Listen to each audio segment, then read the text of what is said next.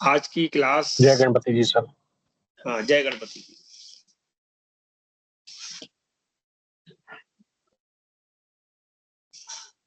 आज की क्लास हमारी मकर संक्रांति जो कि आने वाली है, आपको मालूम है सभी को, उसको लेकर रखी गई है। और हम आईकास के अंतर्गत समय समय पर जो भी त्योहार पर्व आते हैं उनको लेकर के उस क्लास को रखते हैं। उसका कारण यही है कि जितने भी हमारे पर्व हैं, त्योहार हैं, इन सभी का संबंध ज्योतिष से है। चूंकि ज्योतिषीय संबंध होने के कारण आप सभी लोग जो कि ज्योतिष से जुड़ चुके हैं और ज्योतिष पढ़ रहे हैं, अध्ययन अध्यापन कर रहे हैं, तो आपको उसके मूल तथ्यों की जानकारी होनी चाहिए कि ये संक्रांति क्या है और इसका क्या महत्व है। तो हमने इसी को लेकर के आज इसको रखा है। भगवान गणपति जी का स्मरण करके हम इस क्लास को प्रारंभ करेंगे। शिवतनय वरिष्ठम सर्व कल्याण मूर्तिम परशु कमलहस्तं शोभितं मोदकेन अरुण कुसुममाला व्यालयदनोपवीति मम हृदय निवासं श्रीगणेशं नमामि। जैसा कि अब सब जानते हैं कि हमेशा हम लोग जय गणपति बोलते हैं, तो वैसे भी गणेश जी के बगैर कोई कार्य होता नहीं, इसलिए सबसे पहले गणेश जी की ही वंदना करते हैं। एक वेद वाक्य, वेद मंत्र भी आया है कि सबसे पहले गणेश जी का स्मरण करना चाहिए।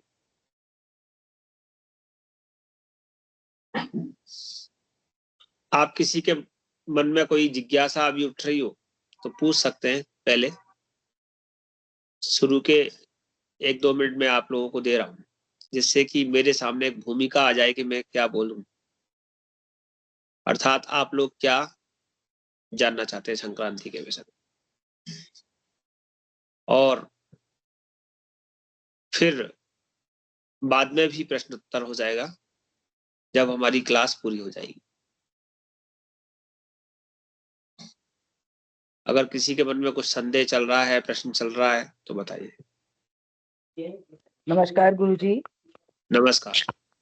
मैं बस ये पूछना चाहती सर, इतना इसका मकर संक्रांति का इतनी वर्षों से इतना महत्व क्यों है इस दिन का? ऐसा क्या खास वजह है जिसकी वजह से लोग कल्पवास के लिए भी महीने भर प्रयागराज रहते हैं, स्नान करते हैं, दान करते हैं?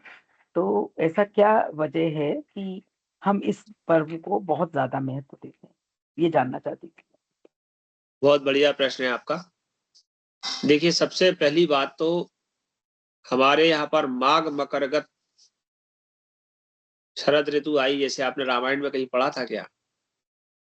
कभी ना भी पढ़ा हो कोई बात सर नहीं। नहीं सर, मैंने नहीं पढ़ा। ओके। और जैसे ही माघ और मकर आता है, विशेष करके मकर के जब सूर्य होते हैं, तो एक व्यवस्था होती है कि रवि उत्तरायण हो जाते हैं। और रवि उत्तरायण को सबसे ज्यादा शुभ माना गया है क्योंकि देवताओं का समय चालू हो जाता है। दक्षिणायन जो काल है वो पितरों का काल है, पितरों का दिन है, और उत्तरायण जो है वो देवताओं का दिन है। हम जितने भी देव कार्य करते हैं वो देवताओं की उपस्थिति में करते हैं, और उससे उत्तरायण में प्रयाण करने से हमको भगवान कृष्ण की, विष्णु की शरण मिलती है। और इसीलिए आपने देखा होगा कि जब भीष्म पितामह का जब अंतिम समय आया था तो उन्होंने प्रतीक्षा की। किस बात की? उत्तरायण के आने की। और इसी कारण से वो 6 माह तक बाणों की सैया पर लेटे रहे। वो जानते थे और उनके पास एक वरदान था कि वो चाहते तो अपनी इच्छा मृत्यु का जो वरदान था उसका प्रयोग करके और अपने कष्टों से मुक्ति पा लेते। लेकिन उनके समय सामने दोनों ही बातें थी। एक तो कि जो मेरा जीवन का शेष रह गया है, जो भी कुछ मैंने जाने अनजाने किया है वो मेरा क्षरण हो जाए, और दूसरा मुझे उत्तरायण मिल जाए जिससे कि मैं देवगति को प्राप्त हूँ। तो मूल कारण यह है। और तो इसलिए उत्तरायण का सबसे ज्यादा महत्व है क्योंकि सूर्य उत्तर में उत्तर की ओर प्रयाण करते हैं। अयन का विषय आपको मालूम ही है कि अयन माने क्या होता है। अयन माने चलना होता है। जैसे इसके बारे में भी एक बार मैंने आप लोगों को बताया था और फिर बता रहा हूं। पहले इस सृष्टि में जल ही जल था। भारत एक खोज ऐसा कुछ आपने देखा हो, एक आता था, उसमें एक व्यक्ति बोलता था जल ही जल था, थल ही थल था, ना सत था ना असत था। कभी सुना आपने इस वाक्य को? जो लोग पुराने हैं, दूरदर्शन पे आता था। खैर, उस विषय की भूमिका को स्पष्ट करते हुए तो नार ही नार था, जल ही जल था, और जल ने क्या किया? जल ने भ्रमण किया, जल घूमा। जब जल घूमा तो जल ने अयन किया। तो घूमने की उस पद्धति को कहते हैं अयन। जल ने अयन किया तो नार ने अयन किया, अर्थात नार अर्थात आप संस्कृत में नीर भी कहते हैं, नीर क्षीर विवेक। तो जल का दूसरा नाम नार है और नीर है। और नार से ही बना है नर यानी पुरुष, और नीर से बना है नारी, नर नारी। तो नार ने जब अयन किया तो नार प्लस अयन बराबर क्या हो गया? ये तो आप भी बता सकते हैं क्या हो गया। नार प्लस अयन बराबर नारायण। नारायण। नारायण। बिल्कुल। तो वहां से नारायण की उत्पत्ति हुई, अर्थात जल में अयन करने के कारण नारायण बने। और नारायण के बाद हम उस शब्द को, हमारे जो सूर्य नारायण थे वो जब उत्तर की ओर गए तो उत्तरायण हो गए, और जब उन्होंने दक्षिण दिशा की ओर चलना चालू किया तो वो दक्षिणायन हो गए। दक्षिण दिशा में आपने एक बात देखी होगी, जब भी आप पितरों का फोटो लगाते हैं, पितरों के निमित्त श्राद्ध करते हैं, पितरों के निमित्त कोई भी कार्य करते हैं, तो आप दक्षिण दिशा की ओर ही करते होंगे, इसमें कोई संदेह नहीं है। अर्थात इस बात से आपको सबको पता है कि दक्षिण जो है वो देवताओं का स्थान है, और उत्तर जो है वो, दक्षिण जो है पितरों का स्थान है, दिशा है, और उत्तर जो है वो देवताओं की दिशा है। और इसीलिए उत्तरायण का बहुत ज्यादा महत्व है। अभी हमारे जितने भी संस्कार, जितने भी हमारे धार्मिक उत्सव, इन सब का जो फल हमारे को उत्तरायण में मिलता है उतना ज्यादा अधिक दक्षिणायन में नहीं मिलता। तो ये तो बात थी हमारी उत्तरायण और दक्षिणायन की। आज हम बात करेंगे कि मकर संक्रांति पर हम जो हमारा टॉपिक है, विषय आज का, कि संक्रांति क्यों मनाई जाती है। कोई को मालूम है मकर संक्रांति क्यों मनाई जाती है?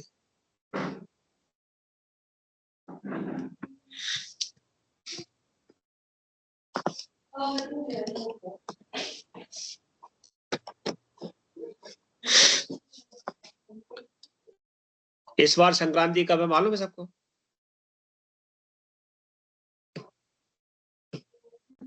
चौदह तारीख को गुरुजी। सर सूर्य 14 तारीख को। सूर्य दक्षिणायन से उत्तरायण की ओर जाते हैं और ऐसा कहते हैं कि स्वर्ग के द्वार खुलते हैं उस समय।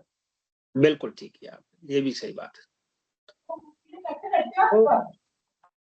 ठीक है, संक्रांति किसे कहते हैं? सबसे पहले तो इस बात को समझ ले कि संक्रांति है क्या।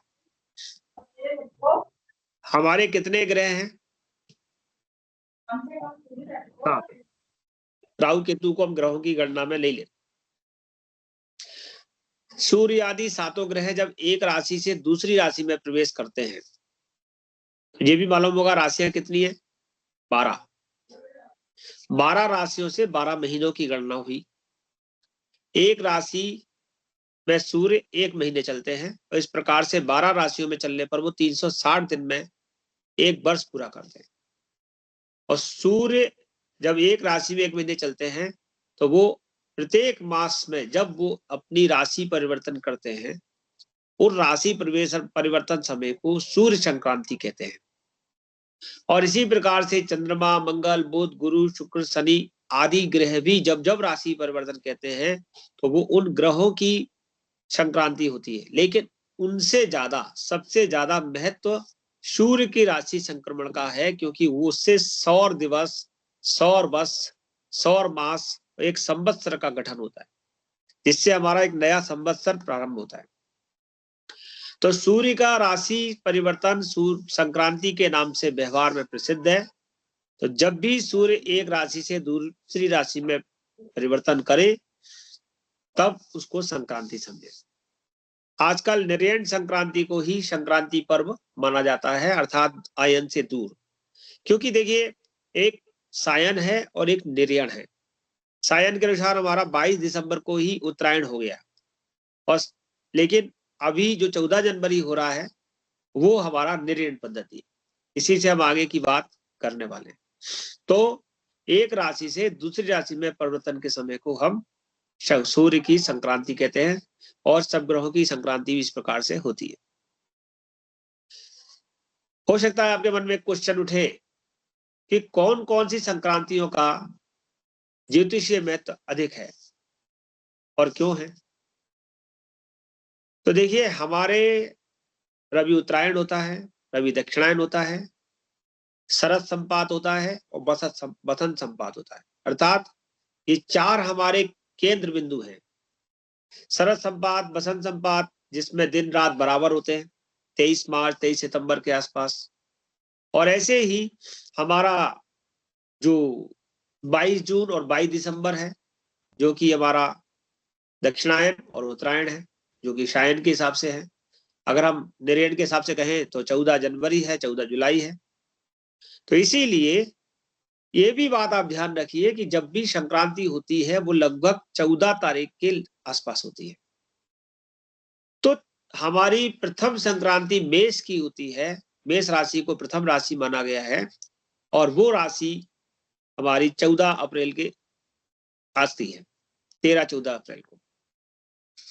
उस समय के काल को हम बसंत संपात कहते हैं, यानी उस समय पर बसंत संपात का समय होता है। और इसीलिए मेष संक्रांति का बहुत ज्यादा महत्व है। उसी समय हमारा संवत्सर भी बदलता है, इसलिए भी बहुत महत्व है कि हमारा संवत भी बदलता है। वसंत का जो समय है, वसंत संपात है, वो भी हमारे लिए, सर्द से हम गर्मी में जाते हैं। और दूसरा हमारा उसकी 3 राशि के बाद कर्क राशि में जब सूर्य प्रवेश होता है, जो कि वर्षा काल का समय आ जाता है। ऋतु परिवर्तन भी हर 2 राशि के बाद मैंने बताया हुआ है, हो जाता है। तो जो कर्क राशि में प्रवेश होता है तो वो हमारा होता है दक्षिणायन काल।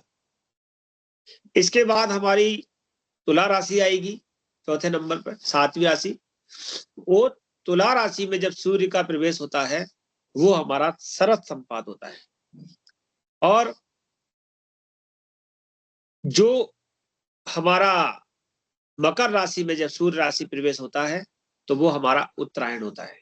तो दोनों अयन और दोनों संपात, चारों को मिलाकर चारों केंद्र राशियां, जैसी केंद्र मतलब आप कुंडली में 4 भाव देखते हैं, 12, उनमें 4 केंद्र होते हैं, लग्न, चतुर्थ भाव, सप्तम भाव और दशम भाव।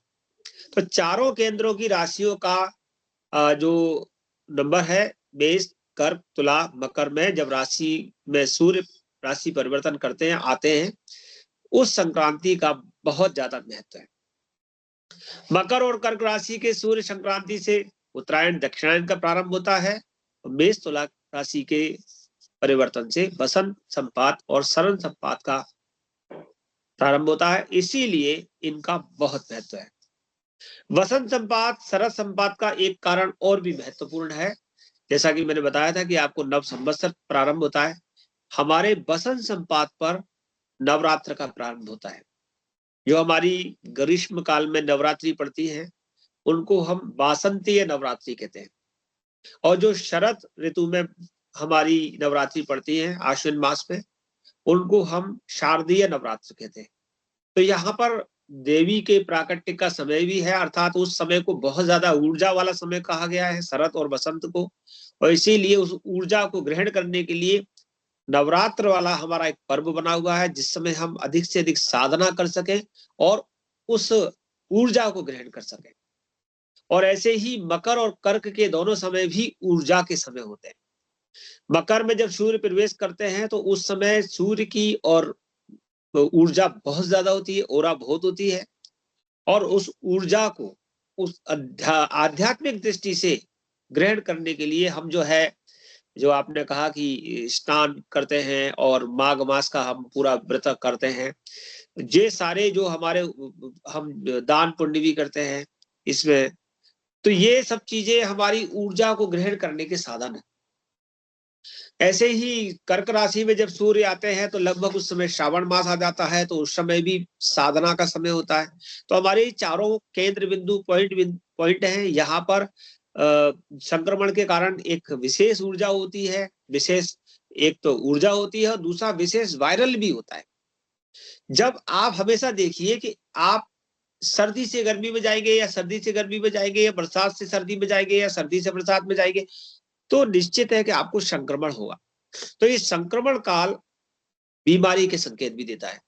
बीमारी और परेशानियों से बचने के लिए हमारे धर्म के अनुसार हमारे सनातन ऋषियों ने पहले से ही इस काल को आध्यात्मिक काल बता दिया।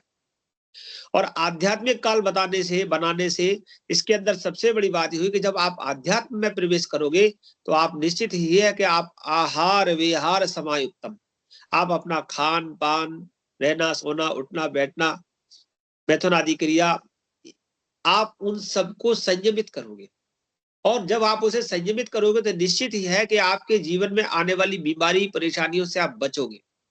तो वहां हर संपात के समय, हर अयन के समय, जब जब संक्रांति का ये संक्रमण, विशेष 4 संक्रमण होते हैं, उस समय हमेशा वायरल उत्पन्न होता है। उस वायरल के कारण परेशानियां आती है।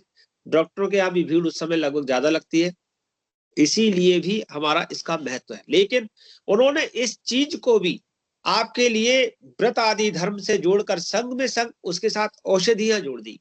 उन्होंने कहा कि जब मकर संक्रांति होगी तो आपको क्या करना, बोले मकर संक्रांति होगी तो निश्चित है कि उस समय ठंड बहुत होगी और धीरे धीरे ठंड से आप गर्मी की ओर भी जाएंगे। तो बहुत ज्यादा ठंड है, तो ठंड को दूर करने वाली चीजें क्या है, बोले यदि सर्दी से बचना है तो आप तिल ग्रहण कीजिए। तिल में सबसे ज्यादा गर्मी होती है, तो तिल का खान पान इस समय बहुत ज्यादा बता दिया। गुड़ ग्रहण कीजिए, गुड़ में भी गर्मी होती है। तिल, गुड़, मूंगफली, इस प्रकार की चीजें जो आपके शरीर को गर्मी देती है, शरीर को ऊर्जा देती है। तेल, तिल्ली का तेल विशेष करके, हम सरसों का तेल लेते हैं लेकिन तिल्ली का इसमें महत्व ज्यादा है। उसके साथ ही जब हम इसको ग्रहण कर रहे हैं तो ये हो सकता है कि आप जब तिल्ली ग्रहण कर रहे हैं, गुड़ खा रहे हैं, ऐसी चीजें खा रहे हैं, तो हो सकता है आपका शरीर उसको आसानी से पचा नहीं पाए। तो उन्होंने कहा इसके साथ कृष्णा का प्रयोग करो। कृष्णा माने खिचड़ी का प्रयोग करो।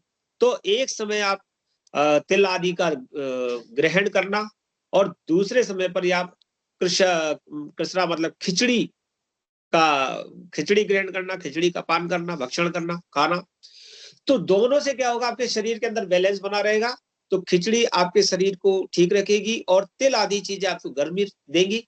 तो उन्होंने कहा कि ये तो बहुत अच्छी बात है कि आपकी दवा भी हो रही है, औषधि भी हो रही है और हमारा पर्व भी बन रहा है। और इस पर्व को कैसे मनाना, तो उन्होंने कहा इसको पर्व के रूप में मनाना। क्यों पर्व के रूप में क्यों मनाना, क्योंकि हो सकता है इस संसार में जितने लोग हैं वो सभी उतने संपन्न ना हो कि वो तिल आदि ग्रहण कर सके और उनके पास इस प्रकार के पदार्थ हो, उनके पास गर्म वस्त्र हो उनके पास।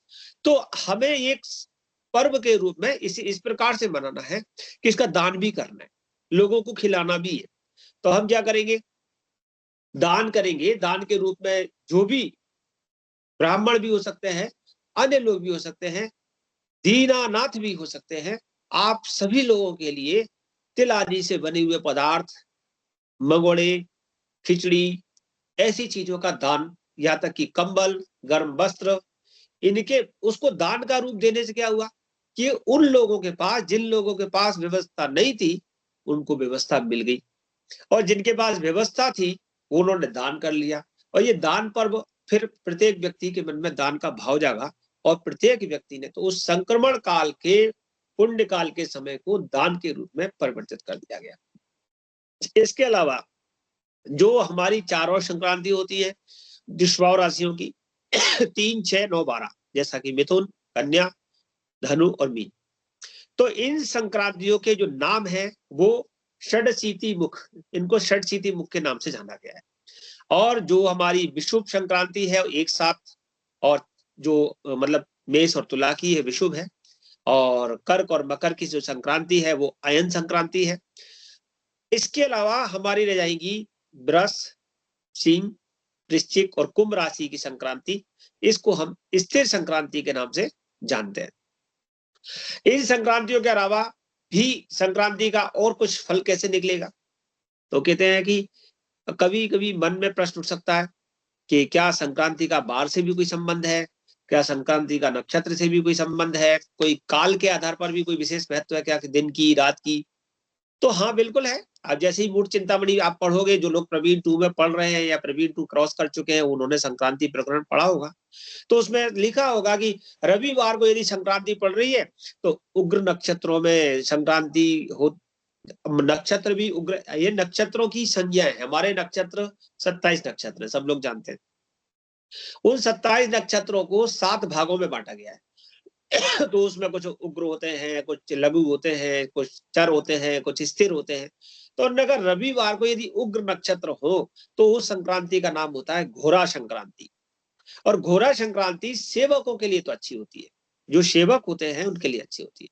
और बोले सोमवार की यदि संक्रांति है, उस समय लघु नक्षत्रों का संबंध बन जाए तो उसका नाम होता है ध्वांसी, और वो व्यापारी वर्ग के लिए अच्छी होती है। मंगलवार को यदि चर नक्षत्रों में संक्रांति हो जाए तो उसका नाम हो जाता है महोदरा। महोदरा जिनका पेट बड़ा है, तो ऐसे लोग कौन है, बोले चोर आदि, तस्कर आदि होते हैं, वो उनके लिए शुभ होती है। बुधवार को यदि मित्र नक्षत्रों में, मैत्र नक्षत्र यानी मित्र नक्षत्रों में बन जाए तो वो संक्रांति मंदाकिनी होती है, और यह क्षत्रियों के लिए अच्छी होती है। अगर गुरुवार का संयोग स्थिर नक्षत्रों से हो जाए तो ये मंदा नाम की संक्रांति होती है। शिक्षक, सलाहकार, विप्र वर्ग, इन सब के लिए अच्छी होती है। अगर शुक्रवार को मिश्र नक्षत्रों में संक्रांति का नाम हो तो ये मिश्रा संक्रांति होती है, पशु, दूध, घी, व्यापार, पर्यटन करने वालों के लिए अच्छी है। और शनिवार को यदि तीक्ष्ण नक्षत्रों में संक्रांति होती है तो ये राक्षसी संक्रांति होती है, और ये निम्न जाति वर्ग के लिए अच्छी होती है। तो इस तरीके से बार के हिसाब से और नक्षत्र के हिसाब से संक्रांति को बांटा गया है। अब कहते हैं कि जो संक्रांति होती है उसका पुण्य काल प्रवेश कैसे देखा जाए, मतलब कि हम पुण्य कब करें, 14 को करें, 15 को करें, सुबह करें, शाम को करें, इसका विचार हम कैसे करेंगे। तो सूर्य का जब राशि प्रवेश का कालिक समय होता है, जैसे हम देखें कि सूर्य मकर राशि में किस समय जा रहे हैं, तो इस वर्ष का जो हमारे पास ये पंचांग है उसमें हम देख सकते हैं कि, या जो भी पंचांग आपके पास है उसमें देख सकते हैं कि आप इस बार सूर्य का राशि परिवर्तन दिन में लगभग 3:07 पर हो रहा है। अलग अलग पंचांग में थोड़ा 1-8 मिनट का अंतर हो सकता है, तो उसके आधार पर हम गणना करेंगे। तो उन्होंने कहा है कि अगर मकर की संक्रांति का प्रवेश कालिक समय देखना है तो उसका नियम है 16 घटी पूर्व, 16 घटी बाद में। मूढ़ चिंतामणि में बात लिखी है, अर्थात जिस समय संक्रमण हो रहा है उससे 6 घंटे 24 मिनट पहले से और 6 घंटे 24 मिनट बाद तक का समय पुण्यकाल कहलाता है। तो आप देख लीजिए, लगभग 2-3 बजे संक्रांति होगी तो सुबह 8-9 बजे के बाद से हमारा पुण्यकाल प्रारंभ हो जाएगा। चूंकि सूर्यास्त का समय से आगे निकल जाएगा हमारा 6:24, इसलिए पीछे का समय घटेगा, तो लगभग हमारा 7:15 बजे से पुण्यकाल प्रारंभ हो जाएगा। तो 14 तारीख को हमारी जो संक्रांति है उसका जो समय आएगा वो लगभग 8:42 के आसपास आएगा। अब इसमें और भी नियम हो सकते हैं, जैसे आधी रात से पूर्व संक्रांति हो तो क्या करना, अगर आधी रात से पहले संक्रांति हो तो उसी दिन पुण्य करना चाहिए। जैसे कल दिन में हो रही है 14 तारीख को, तो हमें उसी दिन पुण्य करना चाहिए, उसी दिन का पुण्य काल लेना चाहिए। और ने कहा कि अगर अर्धरात्रि के बाद हो यानी सूर्यास्त के बाद हो तब क्या करें, तो बोले अर्धरात्रि के बाद या सूर्यास्त के बाद संक्रांति हो तो उसका अगले दिन को संक्रांति काल पुण्य काल मानना चाहिए। अर्थात यदि 14 तारीख को सूर्यास्त के बाद हो रही है तो आप 15 तारीख को उसका पुण्य करें। तो सूर्योदय से पहले यदि कर्क राशि का भी यही नियम है और मकर का भी यही, तो सूर्यास्त के पूर्व मकर संक्रांति का अयन संक्रमण इस साल जो हो रहा है तो उसी दिन को हम पूरा पुण्यकाल मानेंगे। अब यहाँ पर कुछ विषय आ गया है इस बार, जैसा कि लोग हमारे पास प्रश्न आए थे कि इस बार संक्रांति भी है और एकादशी भी है, तो हम क्या करें। एकादशी के दिन तो चावल का प्रयोग नहीं होता, तो सबसे पहले तो जान लें कि क्या इसमें चावल का कितना महत्व है, खिचड़ी का कितना महत्व। खिचड़ी को बाद में रखा गया है, केवल मैंने बताया था आपको विज्ञान की दृष्टि से, क्योंकि हमारा जो आईकास है वो वैज्ञानिक दृष्टिकोण पर आधारित ही शिक्षण देता है। और वैज्ञानिक कारण था कि जब आप गरिष्ठ आहार करेंगे तो आपको गरिष्ठ आहार करने के बाद आपके पेट में उथल पुथल ना हो, आपको उदर से संबंधित कोई विकार उत्पन्न ना हो, रोग उत्पन्न ना हो, तो आप जो है वो खिचड़ी का सेवन कीजिए। इसलिए बाद में खिचड़ी को दे दिया गया। यहाँ तक कि उत्तर भारत में या कई जगहों पर तो इस पर्व का नाम ही खिचड़ी हो गया। लेकिन खिचड़ी का विशेष महत्व नहीं है। इस दिन तिल का महत्व है, गुड़ का महत्व है, मूंगफली का महत्व है, गर्म वस्त्रों का महत्व है, तिल के तेल का महत्व है, इन चीजों का ज्यादा महत्व है। और इसके साथ साथ आप हरी सब्जियां दे सकते हैं, शाक आदि का है, और गर्म वस्त्र कंबल आदि काले वस्त्र विशेष करके, क्योंकि शनि का संबंध है सूर्य से, वो उसको भी आप वहां पर कारकत्व को भी जोड़ सकते हैं। ये सब चीजें जैसे आप जोशी को दान देते हैं शनि की चीजों का, उस प्रकार की चीजों का दान दे सकते हैं। तो ये चीजों का दान है, वहां खिचड़ी की बात नहीं कही गई है। और फिर अगर हम एकादशी के साथ संक्रांति को जोड़ें तो बात ये आएगी निकल के कि संक्रांति से एकादशी ऊपर है, एकादशी का महत्व ज्यादा है, और एकादशी का महत्व अधिक होने के कारण हम उस दिन चावल का दान नहीं करेंगे। तो जिन लोगों को ऐसा करना है वो खिचड़ी अगर उन्होंने निकाल के रखी हुई है तो उसका दान वो दूसरे दिन करते 15 तारीख को। और आपने मकर संक्रांति पे जो भी संकल्प किया है उस चीज को भी 15 तारीख को दे दे, संकल्प उस दिन करके रख ले और 15 तारीख को दे दे जब आपको देना है। क्योंकि आपको लगता होगा कि खिचड़ी अलग से देंगे फिर अलग से देंगे, 2 बार देंगे, तो आप संकल्प करके रख दीजिए। और दूसरे दिन वो जो पात्र आपने कोई बहुत लोग अपने अपने हिसाब से 14 बर्तन निकालते हैं, 14 भगवान की पोशाक है, कुछ भी जो उनका मन होता है करते हैं। वैसे तो संक्रांति 12 ही होती है, फिर अधिक मास ले लिया, फिर उन्होंने 13 का भी सही आंकड़ा नहीं है तो उन्होंने कहा 14 कर लो, और फिर 14 तारीख थी इसलिए भी 14 कर लो। ये हमारे यहाँ जो 14 का जो विषय बना है ना कि 14 करनी है, ये अपभ्रंश है, बिल्कुल अपभ्रंश है। इसमें कहीं कहीं 14 का महत्व नहीं लिखा कि 14, चूंकि बहुत सालों तक और आज भी लगभग 14 तारीख को संक्रांति होती है, तो दिमाग में लोगों के 14 घुस गया है। कभी कभी 15 को भी होती है, कभी कभी 13 को भी हो गई, लेकिन और आप मास देखोगे तो 12 मास होते हैं। अधिक मास में संक्रांति का विषय नहीं है क्योंकि अधिक मासी में संक्रांति नहीं होती। तो ये सारी चीजें देखने के बाद हमारे पास संक्रांति तो 12 ही है, तो हमें 12 ही दान करने चाहिए। तो लेकिन ठीक है, अधिकस्य अधिकम फलम, यदि हम कोई काम अधिक करते हैं, अच्छे काम को अगर अधिक करते हैं तो उसका फल भी अधिक ही मिलता है, ऐसा कहा गया है शास्त्रों में। अधिकस्य अधिकम फलम, आप जो भी कुछ पुण्य कर रहे हैं और अधिक कर रहे हैं तो उसका आपको अधिक ही फल मिलेगा, वो आपका नुकसान में नहीं है। तो इसलिए आपने जो पात्र निकाला है, जो तिल आदि चीजें निकाली है, गजक गुड़ वगैरह जो भी आपने निकाला है, दूसरे दिन खिचड़ी के साथ 15 तारीख को आप मंदिर आदि में जहां जहां आपको बहन बेटी को, सौभाग्यवतियों को, जिनको भी जो देना है दे सकते हैं। अब संक्रांति में संध्या काल की भी बात आती है, अर्धोदित अर्धास्त, ये हमने जब आपको मुहूर्त पढ़ते हैं आप लोग तो पता चलता है कि ये इसको कैसे भागों में बांटा जाए। तो हमारे ये वो होते हैं भाग, जैसे आपने देखा होगा प्रहर, 4 प्रहर दिन के, 4 प्रहर रात्रि के। तो ये सब प्रहर के आधार पर निर्धारित होता है कि कौन से प्रहर की बात कर रहे हैं।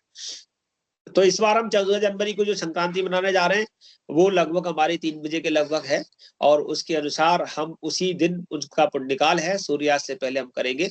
लेकिन उसमें जो भी कुछ हमको करने वाले हैं, केवल खिचड़ी का दान हम दूसरे दिन करेंगे, इसलिए हम पहले दिन संकल्प करके रखे, दूसरे दिन उसके साथ उसे वितरण कर देंगे। अब संक्रांति का हमारे जो भौगोलिक दृष्टि से, व्यापारिक दृष्टि से, सामाजिक दृष्टि से क्या महत्व हो जाता है। तेजी मंदी के लिए भी संक्रांति बहुत महत्वपूर्ण है। हर महीने की संक्रांति के आधार पर हम तेजी मंदी का विचार भी करते हैं। हर माह कुछ वस्तुएं तेज होंगी, कुछ वस्तुएं मंदी होंगी, ये सब भी संक्रांति पर ही निर्भर है। इसके लिए कहा गया है कि हमारे जो नक्षत्र होते हैं वो कुछ नक्षत्र सम होते हैं, कुछ बृहद होते हैं और कुछ जघन्य होते हैं, यानी कुछ छोटे होते हैं, कुछ बड़े होते हैं और कुछ सम होते हैं। तो जो जघन्य नक्षत्र हैं, छोटे नक्षत्र हैं, आश्लेषा, शतभिषा, आर्द्रा, स्वाति, ज्येष्ठा, भरणी, इन नक्षत्रों में संक्रांति का संबंध होगा तो वो छोटे नक्षत्र हैं। और बृहद नक्षत्र जो है वो तीनों उत्तरा है, रोहिणी है, विशाखा है, पुनर्वसु है। और सम नक्षत्र जो बराबर के नक्षत्र हैं, जिनमें मृदु नक्षत्र आ जाते हैं, मृगशिरा, रेवती, चित्रा, अनुराधा। क्षिप्र नक्षत्र में जो क्षिप्र नक्षत्र है वो भी है अश्विनी, पुष्य, हस्त, अभिजीत। और इसके अलावा धनिष्ठा, श्रवण, कृतिका, मघा, तीनों पूर्वा और मूल। इन नक्षत्रों में यदि संक्रांति होती है तो उसके अनुसार संक्रांति का जो मुहूर्त, अब इसके अंदर मुहूर्त भी आएगा कि मुहूर्त मान कौन सा है, जो पंचांग में दिया रहता है उसके अनुसार हम तेजी मंदी का विचार करते हैं। लिखा हुआ है उसमें, जघन्य संक्रमणे मूर्ता सरेंदवो बाणकृता बृहस्सु खराम संख्या समभे समर्ग महर्ग साम्यम विदु दर्शने अपि। यानी जघन्य नक्षत्रों में अगर संक्रांति होगी तो 15 मुहूर्त की संक्रांति होती है।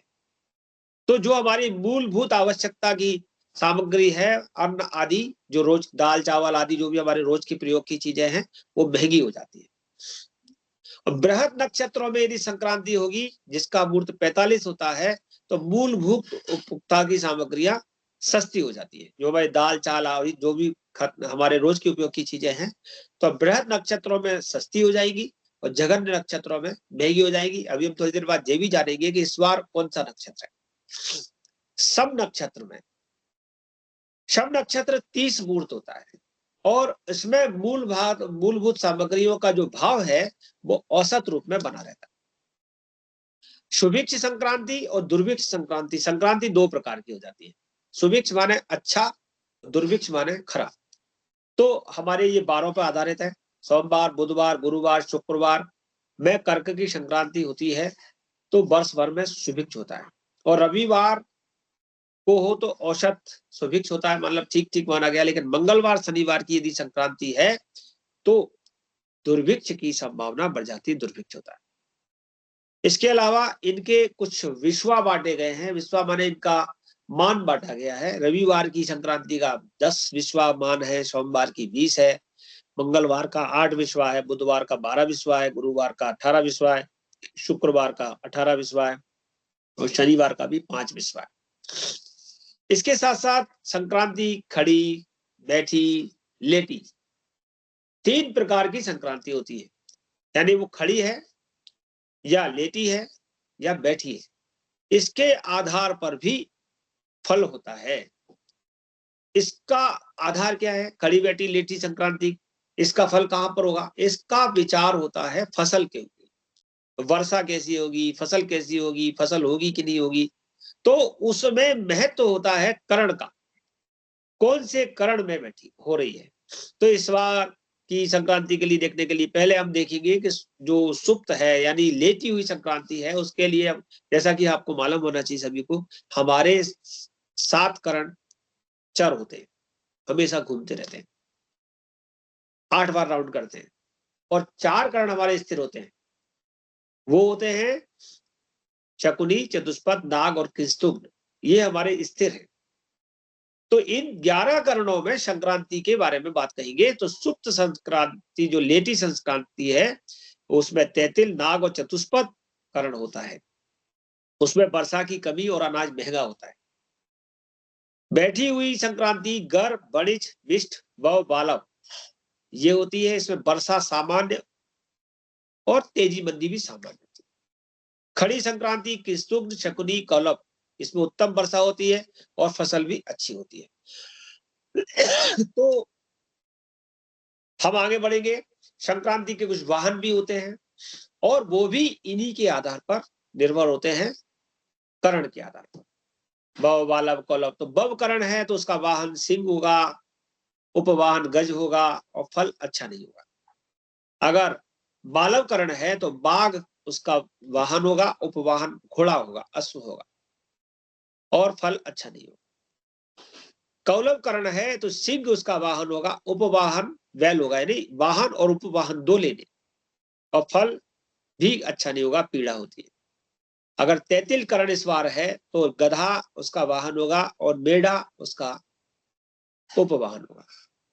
अगर मान लो इस बार गर करण है तो हाथी वाहन होगा और गधा उपवाहन होगा, और गर करण का फल अच्छा है, लक्ष्मी देता है। तैतिल करण का फल भी अच्छा है। अगर बड़ीज करण है तो भैंसा वाहन होगा और उपवाहन ऊंट होगा, फल बहुत अच्छा नहीं है। विष्टिकरण है तो अश्व उसका वाहन होगा, शेर उपवाहन होगा, सिंह और स्थिरता देगा, जो कि इस बार है। शकुनी करण यदि है तो श्वान उसका वाहन होगा और भैंसा उसका वाहन होगा और पीलादारी होगा। तो नाग यदि करण है तो वृष जो बैल होता है वो वाहन है, और बाघ जो है उपवाहन है और स्थिरता देता है। किस्तुग्न यदि करण है तो मुर्गा उसका वाहन होगा और बंदर उसका उपवाहन होगा, और ये अच्छा नहीं होता, मृत्यु तुल्य कष्ट देता है। अब हम बात कर रहे हैं कि इस बार हमारी संक्रांति जो अभी 14 जनवरी को हो रही है, 14 जनवरी 2026 संक्रांति का फल कैसा रहेगा। मकर संक्रांति विक्रम संवत 2082, शक 1947, श्री सिद्धार्थी और श्री रौद्र नामक संवत में ये है। रवि उत्तरायण, शिशिर ऋतु, माघ मास, कृष्ण पक्ष, एकादशी तिथि बुधवार को आ रही। उस दिन जो हमारा नक्षत्र है वो हमारा अनुराधा है। अनुराधा नक्षत्र में होने से अनुराधा नक्षत्र पूरे दिन रहेगा और गंड योग है, बालव करण है। इसके साथ साथ हम जब इसके पुण्यकाल की बात करेंगे धर्मशास्त्रीय विचार से, वाहन आदि का प्रकार, जो उसके वाहन कौन से वाहन में है, तो उसका विचार करते समय हम बात करेंगे। तो बार के हिसाब से जो नाम है बुधवार है, जैसा कि बुधवार को ही है संक्रांति, तो मंदाकिनी नाम की संक्रांति है। मंदाकिनी नाम की संक्रांति का फल ये कहा गया है कि यह है अधिशासी, यानी जो शासन करने वाले लोग हैं, विकास अधिकारी, जिलाधीश, नेता नायक, श्रमिक नेता, मंत्री, जो मंत्री पदस्थ हैं, मंत्री पद पर हैं, ऐसे लोगों के लिए शुभ फल देने वाली है और मनुष्याह वर्धक है। नक्षत्र जो कि अनुराधा है, अनुराधा नक्षत्र के नाम से भी इसका नाम मंदाकिनी है।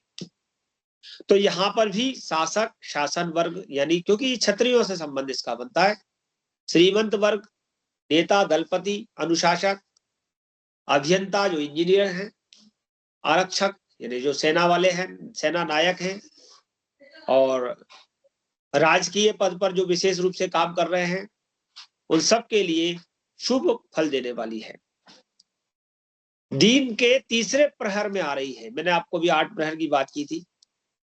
तो दिन के तीसरे प्रहर में व्याप्त होने के कारण आयात, निर्यात, वैश्य, उद्योगपति, स्वतंत्र कार्यकर्ता, व्यापारी, शेयर बाजार, इनके पक्ष में है।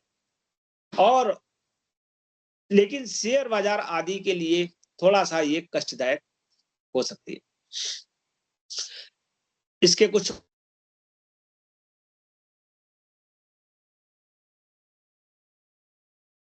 की बात करें तो वो वायव्य दृष्टि उसकी दिशा की ओर देख रही है, इसे भी आप देखेंगे। क्यों जा रहा है बार बार? बालवकरण है, वाहन इसका हम बता रहे थे, तो वाहन इस बार व्याघ्र है, उपवाहन अश्व है, पीत वस्त्र इसने धारण किया हुआ है। इसके पास जो अस्त्र है इस बार की संक्रांति, उसके पास गदा है। एक भिक्षा पात्र होता है या भोजन पात्र होता है, वो रजत का, चांदी का पात्र उसके हाथ में है। पायस भक्षण, वो खीर का भक्षण करने वाली है। कुमकुम लेपन, उसने अपने शरीर में कुमकुम लगा रखा है। भूत जाति की संक्रांति है। इसके पास जो पुष्प है वो जाति पुष्प है। जो आभूषण है उसके कंकण है, और पर्ण जो कंचुकी है, जो उसके वस्त्र है, वो पर्ण है। इसके आधार पर भी, और अवस्था उसकी कुमारी अवस्था है, और जैसा कि मैंने कहा था कि बैठी खड़ी, तो वो उपविष्टा अर्थात बैठी हुई संक्रांति है। मूर्त के आधार पर बात करें तो उपविष्टा होने के कारण वो 30 मूर्त की है। 30 मूर्त हम अभी बोला था मैंने कि 30 मूर्त वाली सम होती है। तो धान्य, गल्ला, ये सब स्थिर रहेगा, समभाव होगा। संग में सोना, चांदी, तिल, घी, तेल, मूंग, चना, तुअर, केसर, अलसी, हल्दी, सरसों, दाना मेथी, केसर, चंदन, रोली, चाय, तंबाकू, सौंठ, गरम मसाले, सुगंधित पदार्थ, ये महंगे होंगे, इनमें महंगाई आएगी। चूंकि बुधवार को संक्रमण हो रहा है, तो बुधवार के लिए भी कहा गया है कि निर्णय शास्त्र सुदक्ष है, अच्छा है। तेल, गुड़, शक्कर, इनमें तेजी की संभावना है। और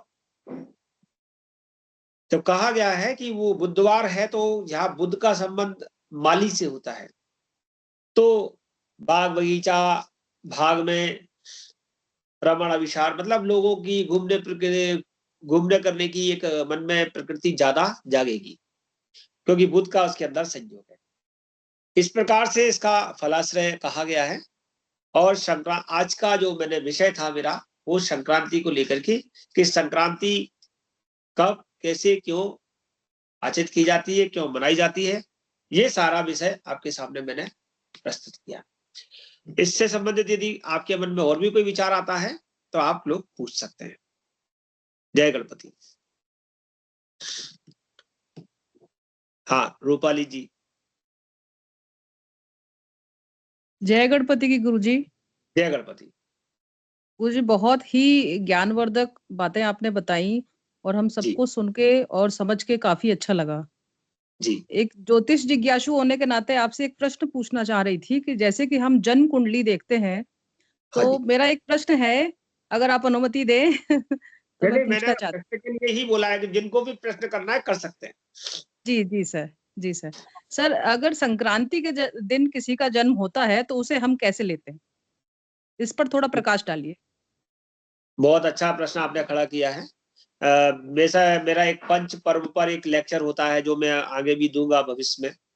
पंच पर्व तिथियां, तो पंच पर्व तिथियों में हमारे पास पूर्णिमा है, अमावस है, अमावस से पहले चतुर्दशी है, और अष्टमी है, और इसके साथ साथ हमारी संक्रांति है। ये जो हमारे समय है पांचों, उसमें आपने चूंकि संक्रांति पूछी है, इसलिए मैं संक्रांति को भी बता रहा हूँ। ये एक सेंसिटिव पॉइंट होते हैं। जैसे हमारे शरीर में आंख है, नाक है, कान है, मुख, जिह्वा है, हमारे जो गुदा भाग आदि हैं, ये सेंसिटिव पॉइंट है। इन जगहों पर कोई भी भारी चीज, हल्की चीज या किसी भी प्रकार का घात होता है, तो हमें बहुत जल्दी शरीर में परेशानी महसूस होने लगती है, और ये बहुत ज्यादा छटपटाने की स्थिति बन जाती है। उसी प्रकार से संक्रांति में जन्म होने वाले बालकों के जीवन में संक्रमण होता है, और वो भी समय समय पर किसी न किसी प्रकार की व्याधियों से बहुत जल्दी परेशान हो जाते हैं, क्योंकि उनका जन्म जो है संक्रमण काल में हुआ है। लेकिन ये देखना पड़ेगा कि आपको उनकी संक्रांति में कितने समय में वो जन्म हुआ है। एक्चुअल में क्या हुआ, मैंने अभी आपको बताया था कि संक्रांति के काल को अलग अलग भागों में अलग अलग बांटा गया है। कुछ संक्रांतियां हैं जिनका प्रभाव 2 घंटे पूर्व 2 घंटे बाद तक का रहता है। कुछ संक्रांतियां हैं जिनका प्रभाव 4 घंटे पहले 4 घंटे बाद रहता है। और मकर की और कर्क की संक्रांति का प्रभाव 6.5 घंटे 24 मिनट पहले और 6 घंटे 24 मिनट बाद तक रहता है। अगर उस काल में जातक का जन्म हुआ है तो निश्चित है कि वो जल्दी जल्दी संक्रमित होता है, उसे संक्रमण संबंधी बीमारी परेशानियां बहुत जल्दी घिरती हैं। और कहीं ना कहीं इस प्रकार की संक्रांतियां जिनको अच्छा नहीं कहा गया हो तो उसमें उसके पिता को भी कष्ट होने की संभावना होती है। जय गणपति। और कोई प्रश्न है तो बताएं।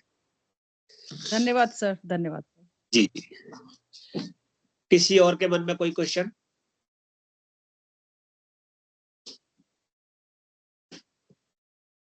जी गुरुजी, आज का अगर ये संक्रांति कहीं पढ़ना हो तो कोई पुस्तक बता दीजिए।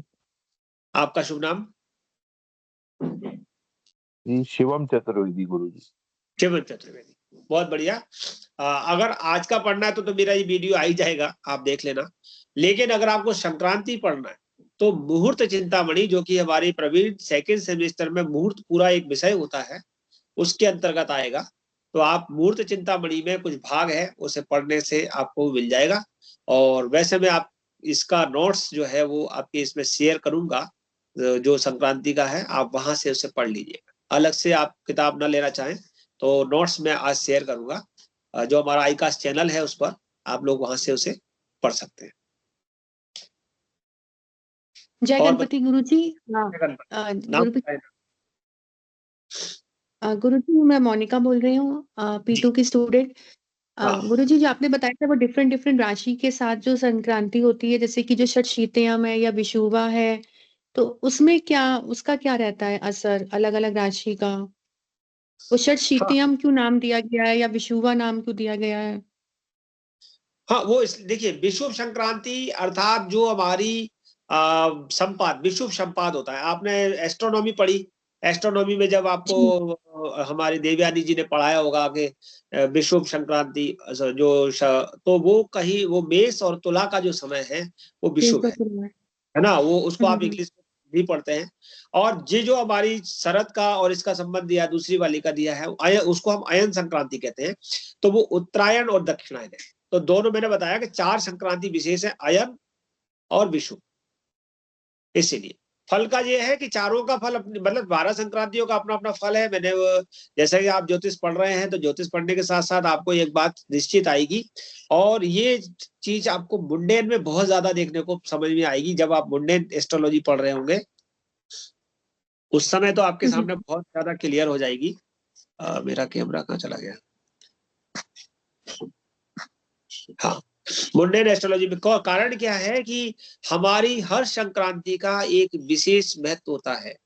कोई फलेश बनती है, कोई रसेश बनती है, कोई धान्येश बनती है, मतलब धान्य आदि के संबंध में फल देती है। बहुत सारे इसके प्रकरण होते हैं। तो आप उसे इस तरीके से लीजिए, डिकोड कीजिए कि जो हमारी मेष संक्रांति है उस समय सूर्य मेष में जाएंगे तो कैसे होंगे? उच्च के होंगे कि नीच के होंगे? उच्च के होंगे। तो कहीं ना कहीं सूर्य का अच्छी स्थिति में आना आपके पिता के लिए अच्छा फल देने वाला हो गया। तो वो संक्रांति बहुत ज्यादा खराब नहीं है। अगर जिन लोगों का जन्म 13-14 के आसपास हुआ है, मेष संक्रांति में हुआ है या मेष के सूर्य में हुआ है, कहीं ना कहीं वो राजकीय क्षेत्र से या पिता की तरफ से कहीं ना कहीं वो फलीभूत है, उनको अच्छा फल मिल रहा है। लेकिन वही संक्रांति अगर तुला में चली गई तो तुला में सूर्य कैसे होते हैं? नीच के होते हैं।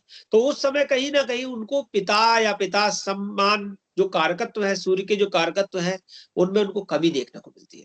और वो बहुत मेहनत करते हैं फिर भी उतनी उन्नति नहीं प्राप्त कर पाते। कारण क्या है कि वो तुला के सूर्य में सूर्य नीचे चला जाता है, रेगुलेटेड हो जाता है। और इसी मास के संग में 2 व्यवस्था और भी आ जाती है कि अगर हम मेष के सूर्य में देखते हैं तो ज्यादातर हमें वैशाख मास मिलता है। वैशाख मास जो भगवान विष्णु का अति प्रिय मास है। और वही हमने देखा कार्तिक मास, तो कार्तिक मास भगवान विष्णु को तो प्रिय है, लेकिन उनके नाम के साथ हमारे स्कंद भगवान का नाम जुड़ गया है। कार्तिक भगवान का नाम जुड़ गया।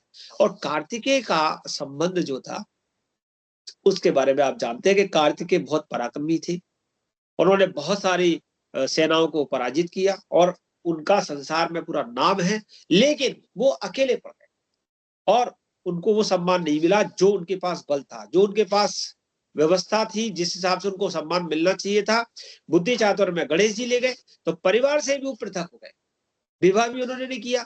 तो आप देखना, जिन लोगों का कार्तिक मास में जन्म होता है उन लोगों के साथ भी कुछ न कुछ प्रॉब्लम्स रहती हैं, और विशेष करके तुला के सूर्य हो और कार्तिक मास का जन्म हो, तो ये जो उनके सम्मान के लिए वो बहुत बलशाली हो सकते हैं, उनके पास योग्यता बहुत हो सकती है। ऐसा नहीं है कि उनके अंदर योग्यता नहीं है, लेकिन उनको जो जो दर्जा मिलना चाहिए वो नहीं मिल पाता। इसको आप कार्तिकेय से जोड़कर देखोगे तो पता चलेगा। तो ऐसे बहुत सारे मासों के आधार पर ये फल मिलेंगे। मोनिका जी, किसी और के मन में कोई हाँ जी क्वेश्चन? जी, कौन बोल रहे हैं?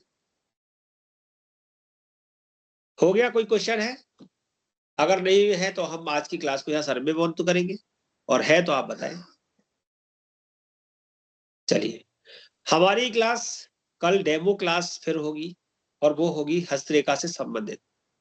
यदि आप सभी लोग हस्तरेखा के बारे में जानना चाहते हैं कि हस्तरेखा क्या है, हस्तरेखा पढ़ने के फायदे क्या हैं, और हस्तरेखा क्या हम हस्तरेखा सीख सकते हैं, तो एक बार डेमो क्लास जरूर देख लीजिए, और उसके बाद यदि आपका मन होता है तो आप हस्तरेखा में प्रवेश लीजिए। नेक्स्ट डे हमारी दूसरी क्लास केपी की होगी, कृष्णमूर्ति पद्धति।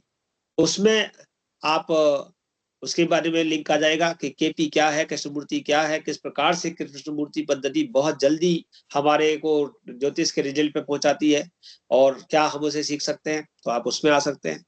इसके बाद हमारी नाड़ी ज्योतिष पर भी एक डेमो क्लास होगी। इस हफ्ते हम पूरा डेमो का सेशन रखने वाले हैं रात को लगभग 8 बजे। और नाड़ी ज्योतिष में कि नाड़ी ज्योतिष क्या है, दक्षिण भारत की एक बहुत सुप्रसिद्ध व्यवस्था है और विज्ञान है, इसको कैसे समझा जाए, इसको भी आप देखना। इसके बाद हमारी नंबरोलॉजी पर एक, अंक ज्योतिष पर एक डेमो क्लास होगी, उसको कि क्या हम नंबरोलॉजी सीख सकते हैं, अंक ज्योतिष क्या है, अंक ज्योतिष का हमारे वैदिक ज्योतिष से क्या संबंध है, और कितना सरल है कि उसमें भी बहुत जल्दी हमने केवल किसी का नंबर, डेट ऑफ बर्थ प्राप्त किया या किसी का नंबर प्राप्त किया, उसके बारे में जान जाए या उसके बारे में बता दें। और इसके साथ साथ हमारा एक और विषय है, वह है वास्तुशास्त्र, क्योंकि जब ज्योतिष और वास्तु का बहुत बड़ा संबंध है, तो हम वास्तु के ऊपर भी डेमो रखेंगे। तो हमारे जितने भी विविध कोर्स चलने जा रहे हैं, जो कि हमारे 18 तारीख की क्लास के बाद लगभग रनिंग हो जाएंगे, सबकी अपनी अपनी टाइमिंग होगी, सब मतलब शाम रात को लगभग 7:30 बजे के बाद हम रखेंगे, क्योंकि आप सब लोग वर्किंग होते हैं। तो हम नहीं चाहते कि कोई भी भागता भागता अपनी क्लास के लिए आए, तो 7:30-8 बजे की हम क्लास रखेंगे। तो एक दिन हमारा वास्तु होगा, तो एक दूसरे दिन हस्तरेखा होगा, तीसरे दिन नाड़ी होगा, केपी होगा, न्यूमरोलॉजी होगा, और पूरे वर्किंग वीक डे में हमारा 7 दिन कोई ना कोई एक्स्ट्रा वाला होगा। लेकिन ज्योतिष प्रवीणा और ज्योतिष विशारदा, इसको हम कोशिश करेंगे सैटरडे संडे में ही रखेंगे। फिर भी स्टूडेंटों की इच्छा अनुसार यदि कोई परिवर्तन आवश्यक हुआ तो करेंगे।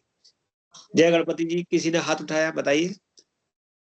नीलम जी। सर जी जी सर, जय जी, गणपति की।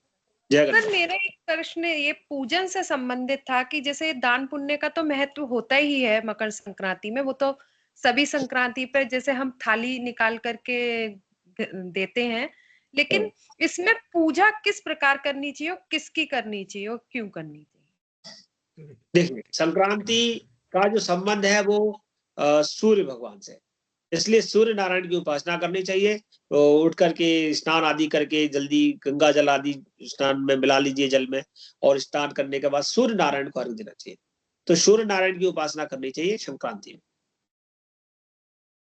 तो सर सब संक्रांति में बस केवल सूर्य नारायण का ही रहता है विशेष रूप से, और कोई पूजन होता है? सूर्य संक्रांति है, सूर्य का महत्व है, सूर्य से ही हाँ, जो हाँ काल सूर्य से ही गणना हमारी, संक्रांति। जितना भी हमारा ज्योतिष है, जितनी भी काल गणना है और जो भी कुछ हम देख रहे हैं, वो सूर्य नारायण की कृपा से ही हो रहा है। और इसीलिए सूर्य नारायण को, भुवन भास्कर को ही, क्योंकि वो भुवन भास्कर है, पूरे ब्रह्मांड का,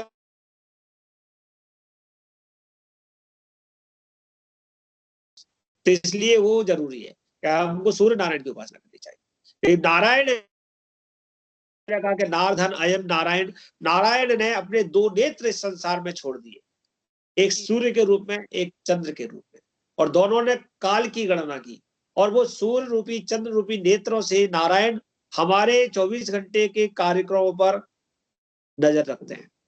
इसलिए कई बार लोग कहते हैं कि आप सीसीटीवी कैमरे की नजर में हैं, लेकिन ये सीसीटीवी कैमरे नहीं, प्रभु ने पहले से ही हमारे ऊपर से 2 सीसीटीवी कैमरे सूर्य और चंद्र के रूप में लगा रखे हैं। वो हमारे कर्मों के प्रति हमें जागृत भी करते हैं कि आप उठिए, अपना कर्म कीजिए, उठ जाग मुसाफिर भोर पई, और अब सो जाइए, रात्रि हो गई। लेकिन रात्रि में आप जाग रहे हैं और दिन में आप सो रहे हैं, तो ये सारे सीसीटीवी कैमरे में रिकॉर्ड हो रहा है। हमारा जो बिग बॉस एक शो आता था, उसमें वो बिग बॉस दिखता नहीं था कभी, और अभी भी नहीं दिखता। ऐसा है, दिखता है क्या? वो पीछे से हिडन है। ऐसे ही हमारे सृष्टि का जो बिग बॉस है, साक्षात नारायण परब्रह्म, वो भी हमें दिखेगा नहीं, वो अपने कैमरों से हमारे ऊपर दृष्टि रखे हुए। जय गणपति। और कुछ पूछना है? जय गणपति, जय गणपति सर, धन्यवाद। गुरुजी, जी, रूपाली बात कर रही हूँ। गुरुजी, ब्रिगेडियर सर हैं अब हमारे बीच में सर। अरे धन्यवाद ब्रिगेडियर सर, आप आइए, और जय गणपति की कुछ आपका भी हमारे को वचन, जी, जी। 2 वचन आपके मिले। आपने बहुत अच्छा किया रूपाली जी, बताया। ब्रिगेडियर सर सर, देखा मैंने सर, आए ब्रिगेडियर सर को भी जय गणपति की। जय सर गणपति सर, जय सर गणपति। नमस्ते, सर बताइए नमस्ते, सर। Welcome sir. और आप सबको नव वर्ष की हार्दिक शुभकामनाएं। सर, मकर संक्रांति का आपने बहुत अच्छा लेक्चर लिया। मेरे पास शब्द नहीं है इनके बारे में बोलने के लिए। और इतना डिटेल के अंदर आपने बताया, इट्स रियली प्लीजिंग। मैं तो समझता हूँ कि जो जो लेक्चर हम करते हैं वो तो इसके मुकाबले में कुछ भी नहीं होता। मैं तो ऐसी सरसरी तौर पर ही बता देता हूँ। पर thank you so very much sir, आप लोग इस मामले में भाग्यशाली हैं। गॉड ब्लेस धन्यवाद। यू सर, और गॉड आप भी ब्लेस यू कुछ सर। इस बारे में बताना चाहते हैं तो बता सकते हैं सर। मेरे ख्याल तो सब कुछ आपने बता दिया, पर जैसे एक प्रश्न आया था विषुव के बारे में, विषुव के बारे में कि जी, विषु क्यों कहते हैं। जी, जी। संस्कृत शब्द है, वैसे संस्कृत का बोलना तो मेरे लिए गलत होगा। नहीं, बताइए। गुरुवर ज्यादा जानते हैं। इसका अर्थ ही बराबर है, इसका बिल्कुल, अर्थ ही बराबर है, क्योंकि दोनों तरफ बराबर होता है। 23.5 डिग्रीज नॉर्थ और साउथ में, यानी ट्रॉपिक ऑफ कैंसर और ट्रॉपिक ऑफ कैप्रिकॉर्न पे दिन रात बराबर होते हैं वहां पे उस दिन, और यही कारण है आगे पीछे जाते हैं। बिल्कुल सही कहा और आपने, बिल्कुल सही कहा और कि, और इसीलिए हमने कहा 23 मार्च और 23 सितंबर हमारा दिन रात बराबर होते हैं, वो बिल्कुल उसका सर, संबंध है, विषुव का संबंध है। Thank you sir. बिल्कुल। तो उसका ये खास तौर पर इसीलिए होता है। और दूसरी चीज, इसका पूजा पाठ के लिए गंगा सागर का स्नान खास मशहूर है सर इस पे। माघ मास में सर, हाँ, संक्रांति। माघ मास में गंगा सागर का स्नान जो होता है वो बड़ा मशहूर है कलकत्ता के मैं अंदर। संक्रांति में गया था, वहाँ कपिल मुनि के दर्शन किए, जी और जी जी संक्रांति जी, क्या में बात गंगा है सागर सर। किया। मेरा सौभाग्य था, एक जजमान मेरे को मिल गए थे, तो अरे वाह, आप लोगों के माध्यम से मैं घूमता रहता हूँ। बहुत बढ़िया है सर, बहुत ही बढ़िया है सर। जय thank you so Ganpati very sir. Much sir. जय गणपति सर, प्रणाम सर। देवयानी जी, आप कुछ बोलना चाहेंगी? जय गणपति की गुरुजी, जय गणपति को सभी को, जय गणपति के किशोर सर, जय गणपति। सभी को जय गणपति की। तो गुरुजी, आपने जय इतना अच्छा गणपति मैम। बता दिया कि हमारे लिए भी बहुत सारी बातें जो थी ना वो नई थी। जैसे कि अभी तक ये नहीं पता था कि खिचड़ी क्यों खाते हैं, एक परंपरा थी खिचड़ी खानी है, आज ये क्लियर हुआ कि ये क्यों खाते हैं और दान भी क्यों करते हैं। तो बहुत अच्छे से आपने सब कुछ बता दिया, इसके आगे तो बताने के कोई ना ही जरूरत है ना ही शब्द है। मकर संक्रांति धन्यवाद। की सभी को बहुत शुभकामनाएं, नव वर्ष की भी बहुत बहुत शुभकामनाएं। तो जैसे कि गुरुजी ने बताया कि आप खाएं तिल गुड़, आप खाएं खिचड़ी, आप खाएं और औरों को भी खिलाएं, तभी जो है हमारी मकर संक्रांति का पर्व जो है वो सफल होगा और हम अच्छे से उसको सेलिब्रेट कर पाएंगे। एक बार फिर से सभी को शुभकामनाएं। बहुत बढ़िया, जय गणपति की। जय गणपति। वैसा भी जो मैंने बोला कि आईकास हमारा वैज्ञानिक दृष्टिकोण पर आधारित है, तो हमें इसके हर पर्व के, हर कारण के, जो भी हम कुछ कर रहे हैं, क्या है, विज्ञान का नाम धर्म है और धर्म का नाम विज्ञान है। पहले हर विज्ञान को धर्म के साथ जोड़ दिया था, मैं जब भी इस प्रकार के लेक्चर लूंगा आपको हर चीज में विज्ञान छुपा हुआ है बता दूंगा। केवल उसको इसलिए धर्म छोड़ दिया कि लोग उतने पढ़े लिखे नहीं थे, मान के चलते हैं ऐसा, किसान थे या कम पढ़े लिखे थे, तो वो विज्ञान नहीं समझते थे, तो उनको धर्म के साथ जोड़ करके जब भी कोई बात कह दी जाती थी, नहीं नहीं तो मैं सुबह उठ करके सबके पैर छीने हैं, तो वो धर्म मानते हुए सबके पैर छीते थे। और जब वो पैर छीते थे, घर में जितने मेंबर्स भी ज्यादा होते थे, तो कभी भी बैक पेन नहीं होता था, जो कि आजकल बैक पेन हो लगा है, क्योंकि लोग आजकल पैर छीते ही नहीं है किसी के भी।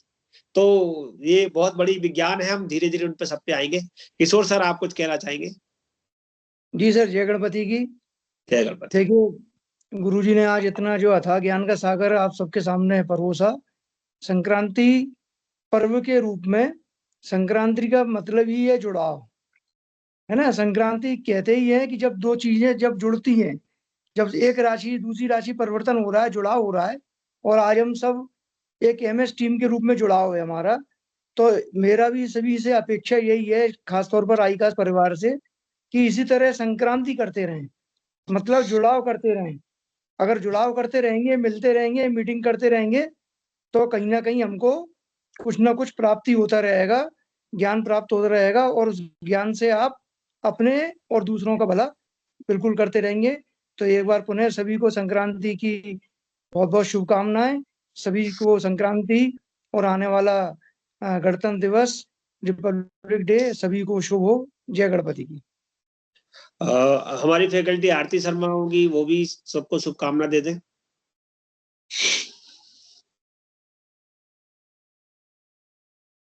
आरती शर्मा। जय गणपति की सर, सभी को नववर्ष की शुभकामनाएं। और मैं आरती शर्मा, आपको ये सब चीज सर इतनी ज्ञानवर्धक चीजें बता देते हैं सर, हमें तो कभी पर्सनली बता दीजिए, तो हम भी एक आध क्लास ऐसी साइट में लिया करें। आप पता नहीं कहाँ से निकाल के लाते हो इतना सारा भंडार, तो हम खोजते ही रहते हैं, हमें तो कहीं मिलते ही नहीं है इस तरह के। तो ये जो चीजें हमें मिल रही हैं, तो मैं तो कहूंगी स्टूडेंट के माध्यम से हम पुराने स्टूडेंटों को भी मिल रही हैं। तो हम देवयानी मैम इस बात के लिए आपको बहुत बहुत धन्यवाद दे रहे हैं कि हमें जो चीज भूल जाते हैं ना, वो वापस रिपीट हो जाती है हर वर्ष। तो आपने बहुत अच्छा बताया। और रहा सवाल हम सबका, तो हम सब लोग चीज जानते हैं, लेकिन बस समय आने पर ही देखते हैं, बाकी भूल जाते हैं। तो इस तरह से हमें हर वर्ष संक्रांति के 1-2 दिन पहले ये बात पता चल जाती है कि हमें इस मतलब उत्सव का या इस त्योहार का क्या महत्व है जीवन में, तो हम इस पर विशेष ध्यान देने लगते हैं। तो सभी को मकर संक्रांति की बहुत बहुत बधाइयां, लोहड़ी की बधाइयां, और जय गणपति की। बहुत बढ़िया। ये जो आपने कहा उसका एक ही रूप है कि माता पिता गुरुजन की यदि सेवा करो, तो आपको बहुत सारी चीजें उनके मुखार बिंद से अपने आप मिलती जाती है। और मेरे पास जो ज्ञान है वो मेरे गुरुजनों का है, मेरी माता का है, जो मेरे को दिया गया है। अब मैं कहूंगा जितने लोग हैं वो सब एक एक अपना नाम बोल करके सभी संक्रांति की शुभकामना दे दें, क्योंकि परसों संक्रांति है, तो आज ही दे दें। नंबर बोलता जाऊंगा। नाम आराधना जी,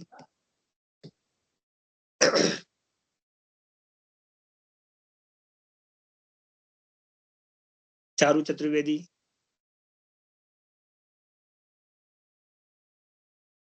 चिंतामणि जी। क्या शुभकामना देने का मन नहीं है किसी का? चलिए, तो सर्वे बोल कर देते हैं। जी, मेरा नाम शिवम चतुर्वेदी है, और आदरणीय गुरुजन एवं सवन वरिष्ठ जनों को मकर संक्रांति की बहुत बहुत शुभकामनाएं। धन्यवाद। नीता जी, शुभकामना दे दीजिए सबको। अभी सर गुरुजनों को, सारे जितने भी यहाँ उपस्थित हैं, सबको मेरा नमन, चरण स्पर्श, और सारे अपने सहपाठियों को भी नमस्कार। और मकर संक्रांति का जो मेरे मन में एक जिज्ञासा थी, तो इतनी मैंने सुनी कि सर मेरे को एकदम तो पूरी बात दिमाग में भी नहीं आ पाई। अब अगली मकर संक्रांति को सुनूंगी तो फिर आधी से ज्यादा याद हो पाएगी, फिर तीसरी भी आएगी, क्योंकि अब मैं यहाँ से कहीं जाने वाली नहीं हूँ। तो तब तक मुझे रट जाएगी कि संक्रांति में क्या होता है, क्यों होता है, और कौन कौन सी राशियां हैं, क्या है, कौन से में हमारे लिए शुभ है। सर मैंने बहुत सुना, पर मैं ये नहीं सुन पाई कि हमारे लिए इसकी क्या स्थिति रहेगी। वो हम खैर बाद में डिस्कस करेंगे। पर मेरी तरफ से सर आपको बहुत बहुत साधुवाद, जो आपने इतना अच्छे से हमें समझाया सर। मतलब मेरे पास शब्द कम है। और बाकी सभी लोगों को मेरा बहुत बहुत नमन, और बहुत मेरे तरफ से मकर संक्रांति की शुभकामनाएं। ईश्वर करे नए भाग्य के साथ, नई अच्छी मनोकामनाओं के साथ ये संक्रांति सबके लिए बहुत भाग्यशाली रहे। नमस्कार, धन्यवाद सर। जय गणपति। और जय कोई गणपति बता सर। शुभकामना देना चाहेंगे? जय गणपति गुरुजी, मैं डॉक्टर वेदांत भोपाल से। आप सभी गुरुजनों को मेरा बहुत बहुत प्रणाम और आप सभी को मकर संक्रांति की बहुत बहुत शुभकामनाएं गुरुजी। जय गणपति। गुरुजनों के साथ साथ ज्योतिष साथियों को भी दीजिए, है ना, सभी लोग। जी जी, चलिए, सभी और साथियों को। जी, नीलम जी, शालिनी। जी, गुरुजी सबको मेरी तरफ से मकर संक्रांति की बहुत बहुत शुभकामनाएं। सर, आपका सबसे मेन मुझे आज ये बहुत अच्छा लगा, उसमें जो पॉइंट था कि हम जो 14 चीज का जो कॉन्सेप्ट आपने बताया ना, वो मुझे बहुत अच्छा लगा कि 12 होती हैं तो 12 का होना चाहिए, लेकिन 14 तारीख जो दिमाग में बैठ गई है वो फीड हो गई है। लेकिन ऐसा नहीं है कि बस वैसे हमें 12 ही निकालनी चाहिए। जो लॉजिकल बात है वो आज मेरे को समझ में आई कि हमें 12 का लेना चाहिए। हाँ, तो सर आपकी ये बात मुझे बहुत अच्छी लगी। बकाया तो आपने सभी बहुत अच्छा ज्ञान दिया। अब मैं लेकिन आप 14 ही करिएगा। नहीं सर, हम 14 ही क्योंकि शास्त्र में हमारे गुरुजी ने एक बात कही थी, ने एक बात कही थी, यद्यपि शुद्धम किंतु लोक विरुद्धम न करणीयम। भले ही शास्त्र में कोई बात शुद्ध लिखी है, लेकिन लोक में यदि आपका विरोध हो जाए तो आप ऐसा काम मत करो। लोक में अगर लोग जनता जनार्दन कह रहे नहीं 14 होती है तो आप 14 करना, नहीं तो सास बहू में झगड़ा हो जाएगा, है ना, कि तू बड़ी साल से देखते आए। सर, आरती जी ने तो ये बात कहा ना, जब हम क्लास करते हैं तब हमें कुछ और नया सीखने को मिलता है, चाहे हम कितना भी सीखे वो। लेकिन ये तो ज्ञान का सागर है, तो सर आपके सानिध्य में रहेंगे तो ज्ञान का सागर प्राप्त करते रहेंगे, ऐसी अपेक्षा रखते हैं आपसे। जय गणपति। शालिनी जी कुछ बोल रही थी जी। जय गणपति गुरुजी, आपको मेरे सभी सहपाठियों को मकर संक्रांति की बहुत बहुत शुभकामनाएं। और आई होप ये क्लास ज्वाइन करके मुझे भी बहुत कुछ सीखने को मिलेगा, जो अभी तक शायद मुझे इतनी उसके बारे में ज्ञान नहीं है। तो आपकी कृपा दृष्टि रही तो चीजें बहुत अच्छे से जाएंगी। धन्यवाद। और कोई शुभकामना देना चाहते हैं? आरती सर्वे बहुत तो करवा दे फिर। आरती जी चली गई क्या है? हाँ, सर्वे बहुत करा है। सर्वे भवन्तु सुखिनः, सर्वे सन्तु निरामया, सर्वे भद्राणि पश्यन्तु, मा कश्चित् दुःख भाग् भवेत्।